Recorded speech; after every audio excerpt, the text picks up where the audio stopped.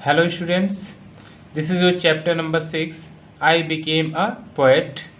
So in this chapter, in this class, I'll discuss about the question answers of this chapter, means I became a poet. So students, you will watch this video very carefully and you will write your all answers.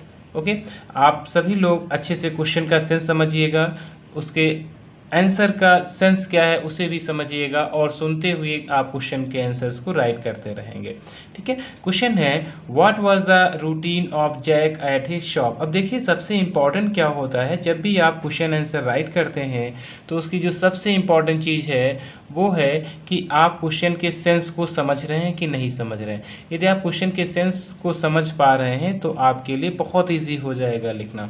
अब question का sense एक बार फिर से देखिए क्या कह रहा है, what was the routine means उसका रूटीन क्या था, ऑफ जैक जैक का, एट हिज शॉप उसकी दुकान का, मीन्स कैसे जाता था, कितने समय वो आता था, ये सब चीज़ें क्या थी। तो देखिए क्या कह रहा है, the routine of Jack at his shop was that every morning at 8 o'clock he unbolted the shop, means हर सुबह 8 बजे, इसको आप ध्यान रखिएगा बेटा कि 8 o'clock पे वो अनबोल्ट करता था, मीन्स शॉप को ओपन करता था।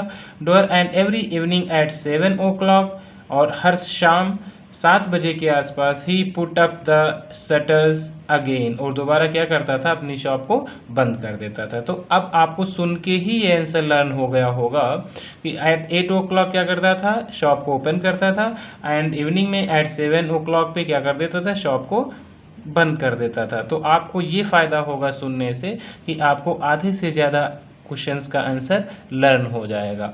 ओके, चलिए नेक्स्ट क्वेश्चन देखते हैं।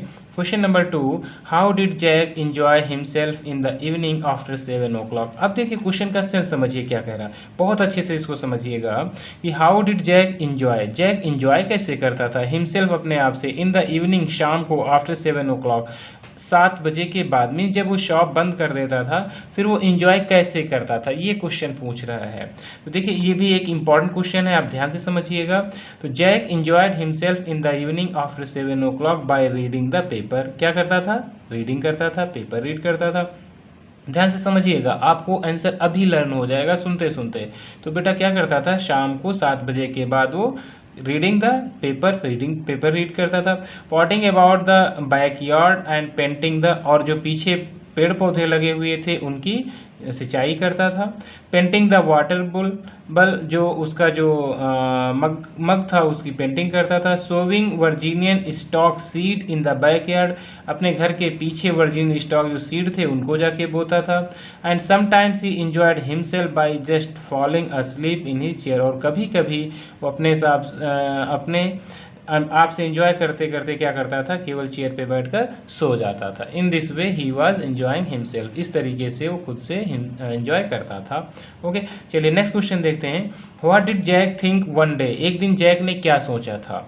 Did he tell his plan to his wife also, क्या उसने इस प्लान के बारे में अपनी पत्नी को भी बताया था।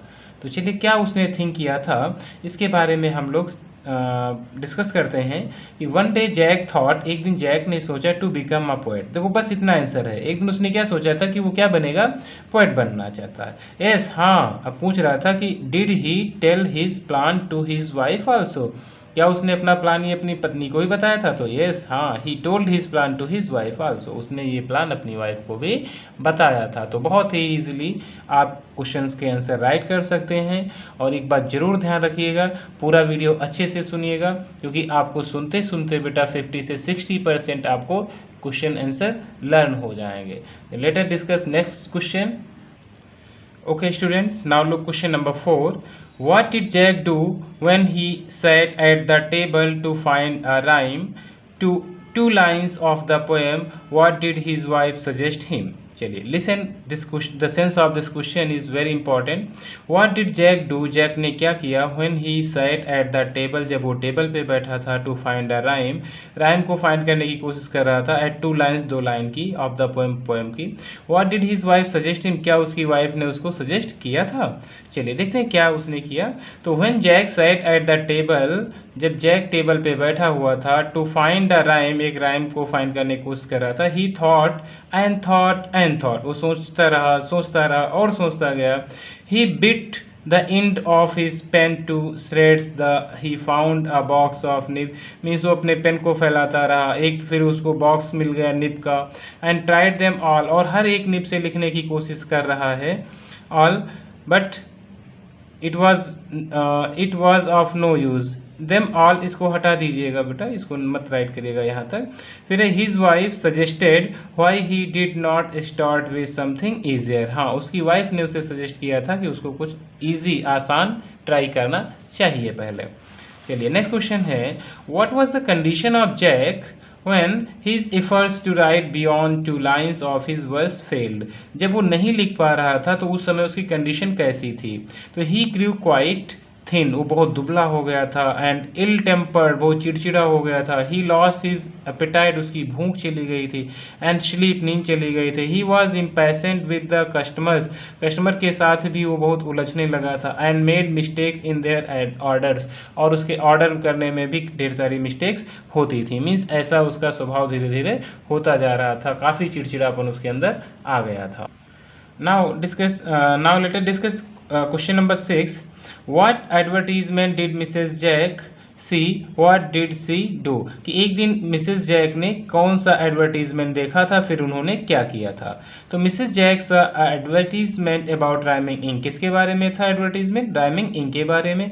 It began here, it is the most, अब क्या था उसमें, क्या लिखा हुआ था, ये भी पूछ रहा है ना। What advertisement did Mrs Jack see, क्या देखा था, तो क्या था उसमें, तो ये यहाँ से आप राइट करेंगे, it began here is the most wonderful invention of the age, just dip your pen in rhyming ink, कि अपना पेन आप राइमिंग इंक में ड्रॉप करिए, and you can not help writing poetry, फिर तुम्हें हेल्प नहीं कर सकते भी कुछ लिखने में, वो अपने आप से लिखेगा।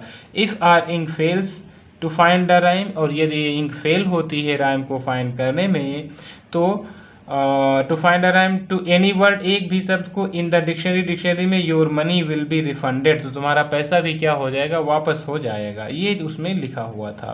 तो इसके लिए उसने क्या किया, व्हाट डिड सी डू, उसने क्या कहा, she send for some ink instantly, तुरंत ही उसने क्या किया, इंक को मंगवा लिया, इंक आने के लिए, लाने के लिए उसको भेज दिया। ठीक है, तो क्वेश्चन नंबर 7 है, what did the third customer tells Mrs Jack about the receipt she had got what was written on it, जो तीसरा कस्टमर था उसने मिसेस जैक से क्या कहा था और उस रिसीप्ट पर क्या लिखा हुआ था, इसके बारे में क्वेश्चन है।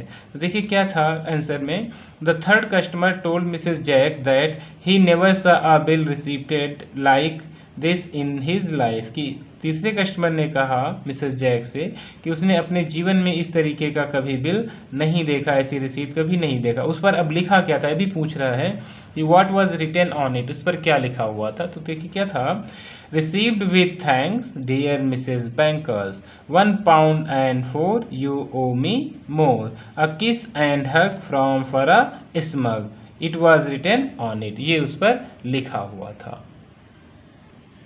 Okay students, now look question number 8. What did Mrs. Jack do with the bottle of rhyming ink? What did she ask her husband to do instead of writing poems? कि अब मिसेस जैक ने उस rhyming ink की बोतल को क्या किया, what did she ask her husband, उसने अपने हस्बैंड से करने के लिए क्या कहा, instead of writing poem, poem लिखने के बजाय। तो क्या कहा था, मिसेस जैक ने उस बोतल को क्या किया, पहले उसका आंसर देखिए। तो Mrs Jack seize the bottle, उन्होंने बॉटल ले लिया, and emptied the ink out of the window, और उसको फेंक दिया इंक को, इन द बैकयार्ड, पिछले पार्ट में, and she ask her husband, और फिर उन्होंने अपने हस्बैंड से कहा to clear all those papers, की इन सभी पेपर्स को साफ करें, off the table and go and look after the shop as he used to do, जैसा कि वो पहले करते थे उसी प्रकार से जाके दुकान को संभालें। Okay, now look question number 9. Why did Jack's visitors say to Jack, your backyard is as pretty as a poem? What was the magical effect of rhyming ink? तो जो जैक के विजिटर्स थे वो जैक से ऐसा क्यों बोलते थे कि आपका जो बैकयार्ड है वो इतना ही सुंदर है जितना कि सुंदर कोई पोएम होती है। What was the magical effort, क्या था उसका इफर्ट, किस चीज़ का इफेक्ट था, वो राइमिंग इंक का था वो। तो the magical effect of the rhyming ink was that the Virginian stocks began to behave in a most extraordinary way.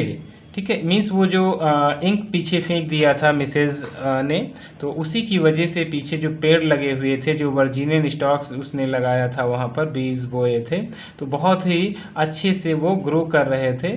ठीक है, दे ग्रू एंड बडेड एंड ब्लॉसम, वो बहुत खिल गए थे, उनमें कलियाँ निकल आई थी ना। तो as though ink was their favourite fertiliser, ऐसा मानो ऐसा हुआ कि जो इंक थी उनके फर्टिलाइज़र के रूप में यूज़ हो गई ना। So Jack's visitor said to Jack your backyard is as pretty as a poem, इसीलिए जैक के जो विजिटर्स होते थे वो जैक को बोलते थे कि आपका जो बैकयार्ड है वो बहुत ही प्यारा लग रहा है। तो स्टूडेंट्स, आपका चैप्टर कंप्लीट हो जाता है। आप लोग अच्छे से इसको वॉच करिएगा, नोट डाउन करिएगा और सारे क्वेश्चंस आंसर लर्न करिएगा। इस चैप्टर के जो भी 2 और 3 क्वेश्चंस लेफ्ट हैं वो आपको बाद में एक्सप्लेन कर दिए जाएंगे। Thank you so much for watching this video.